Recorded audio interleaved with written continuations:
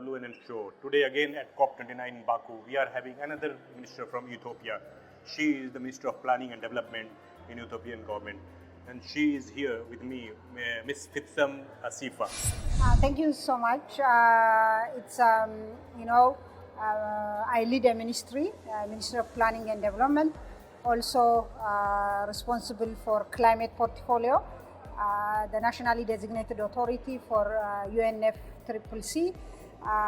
So we organize, Ethiopia's team for COPs like this. We have done it for the previous COPs as well.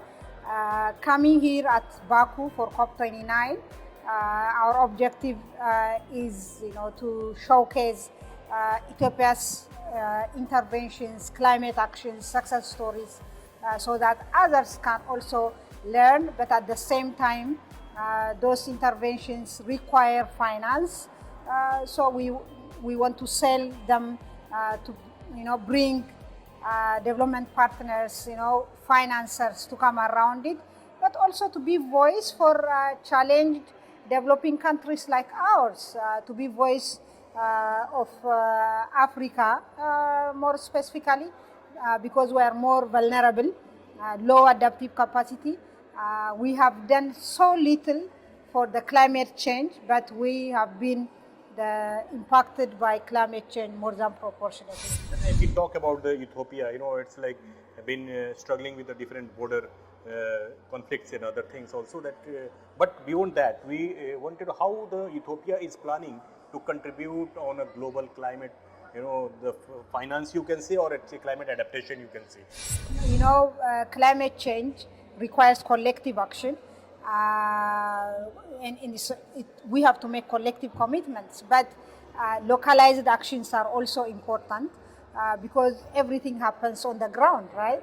So it's not only the talk that we do at conferences like this. We have several exemplary climate mitigation and adaptation actions that we are making. One important example for this would be our Green Legacy Initiative, spearheaded by our Prime Minister, His Excellency Abiy Ahmed. Green Legacy Initiative is the biggest afforestation program in the world. In 6 years, we are successfully planted 40 billion tree seedlings. We are planning to raise this to 50 billion by 2026. Green Legacy Initiative is not any other tree planting exercise. It has food security component in it because significant portion of the trees that we plant are fruit-bearing trees. Because of Green Legacy Initiative, now we have started exporting avocado to the world. So one important is Green Legacy Initiative. Other one is our wheat revolution, our wheat initiative, where we were able to plant crop wheat during dry season, during which our land used to stay idle. This initiative alone made us net wheat exporters after being net wheat importer for 6 decades. In just 3 years, we have become self-sufficient, but at the same time started earning dollars exporting wheat. So this is an important climate adaptation action. Ethiopia is, I think, the first country to ban fuel autos. We only import now electric autos, and we give tax incentive for investors who want to assemble and produce electric vehicles at home. So our transport system is also becoming more and more climate smart and sustainable. And one last thing I want to mention is our city rehabilitation program. We call it corridor development. It's also an absolute climate action because it encourages non-motorized transport through providing a clean, wide pedestrian road, dedicated bicycle lanes, and greening the cities. You mentioned a full list of all those what you are putting, but can you share the progress about the NDCs, that how far we have reached national determined contributions that Ethiopia is heading towards? Yes, Ethiopia has the NDC. We are also working on NDC 3. We have a plan to reduce emission by 68% by 2030. as per the second NDC that we are just finalizing. We have listed the interventions, 20% of which is to be invested by the country, 80% we expect it's conditional. We expect from our partners more than $300 billion is required. In terms of financing, we always fall short, not even close to what we expect from our development partners. But we have not decided to sit back and wait and see. We started our climate actions, both mitigation and adaptation. The actions that I have mentioned earlier are part of our NDC interventions. So I believe we are on the right track in terms of achieving our NDC by 2030. But the investment from our development partners is still pending. You are here at COP29 and you are negotiating on several fronts. But how do you see that how much the international climate finance and its strategies is helping your country to achieve those kind of mission and the targets that you have set? No, I don't want to belittle such huge conferences that bring together thousands of people. Climate warrants such discussions, such huge events. But in terms of implementing that talk and really working the talk, it's really disappointing and frustrating. Here at COP29, after more than 15 years after Paris Agreement, we are still not agreeing on the definition of climate finance itself.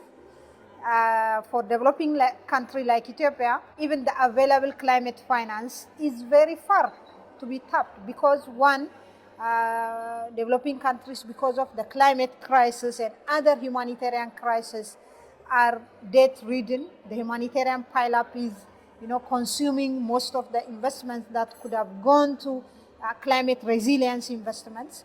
We are already challenged with international financing architecture, which is not really favorable for countries like Ethiopia. So we feel really, really frustrated when it comes to the climate finance, and I expect the negotiations to go well in terms of the new financing, the new quantum, the new qualified goals, and hoping for better results.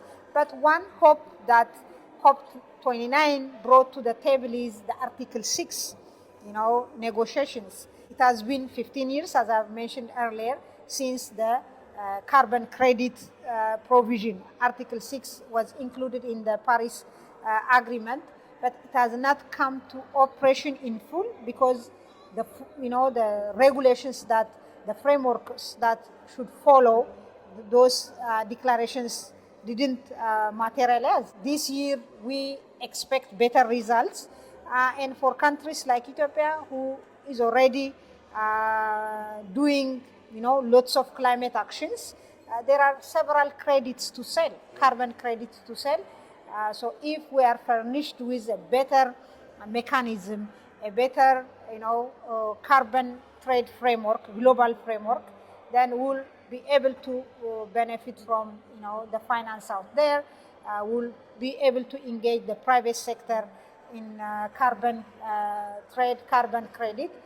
So that's our hope. We still keep our hopes high. Is there any specific hope you have from this COP29 that you think that this should be happening, at least in this negotiation, so you can have a small portion of the takeaway from COP29? I feel, when you hope, you should also be informed by what's going on, right? So in terms of climate finance, in terms of this, the new quantified, goals, I don't see much hope, progressing. It will definitely go to the next COP, but I see huge hope in Article 6, the carbon credit. So we are working hard in Ethiopia to do our part in terms of having domestic frameworks, legal frameworks in place and mechanisms in place for carbon credit to work properly. So we hope this COP to come up with an enabling environment for the carbon credit to and the carbon market to flourish in the coming years. Yeah, so as you have mentioned that lots of negotiation and talks are happening, but without any concrete result. But what are the biggest challenge for Ethiopia, especially the country from the African continent? So because we have been hearing that the burden and the accountability has been transferred from the west to the most of the developing countries. But what are the biggest challenge for you as a minister representing here in this COP29? Very good question. As a corner of the world that has almost nothing to do with the climate change, but being affected more than proportionately by the impacts, our biggest challenges are extreme weather events like drought and flood. For instance, for 5 consecutive years, rainy season have failed in southern and eastern part of the country. Livelihoods of millions of our population have been vanished in front of our own eyes. Millions of cattle have died because of drought. 5 consecutive rainy seasons have failed. We face flood in other parts of the country as well, destroying several livelihoods, households, and houses are washed away by the flood. Recently, we lost hundreds of our people due to landslide, which is also because of climate change. Our infrastructure being affected, our water, supply infrastructures, our energy infrastructures are being threatened by climate change. So for us, climate change is not some fancy word that we come around in conferences and discuss. It's an everyday challenge for our every citizen. So it's a life-threatening, immediate challenge. So that's why, even if the world is not responding as expected, we, the Ethiopian people and the Ethiopian government, decided to act. Thank you so much, Minister, and it was very insightful and very comprehensive discussion. Thank you so much for your time. Thank you so much. Thank you so much.